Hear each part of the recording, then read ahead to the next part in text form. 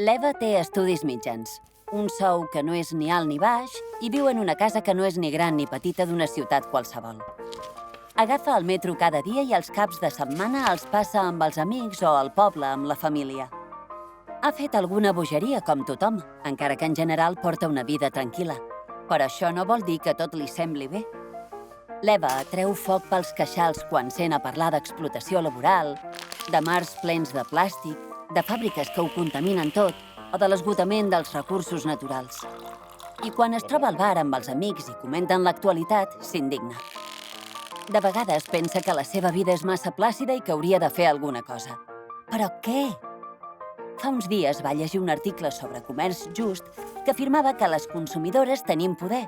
La informació li va caure com una bomba. Poder per construir un món més sostenible i socialment més just i per fer que les empreses s'hi comprometin. Fins ara, l'Eva relacionava el comerç just únicament amb productes com el sucre, el cafè i el cacau, que ja fa temps que consumeix.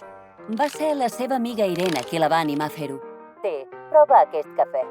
Està fet per una cooperativa de dones de l'Amèrica Llatina que el cultiven de manera natural, amb un preu just i sense explotació infantil. A més, està boníssim.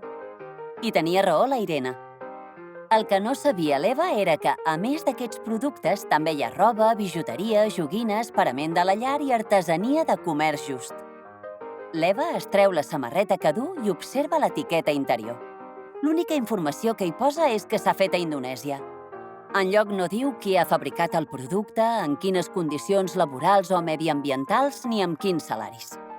Podria ser perfectament que aquesta samarreta l'hagués cosit un nen en una maquila a canvi d'un sou miserable, mentre que els directius de la multinacional que la ven s'embutxaquen uns sous escandalosos. Això no pot ser, es diu l'Eva, i es fa el ferm propòsit que a partir d'ara s'informarà de la procedència de tot el que compri, per assegurar-se que s'ha fet amb criteris de justícia social, de respecte pels drets humans i sense impactes negatius per al medi ambient.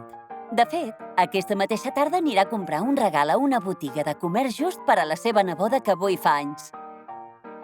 N'hi ha més de 4.000 a tot el món i no li resulta gens difícil localitzar-ne un al seu barri. Benvinguda al comerç just!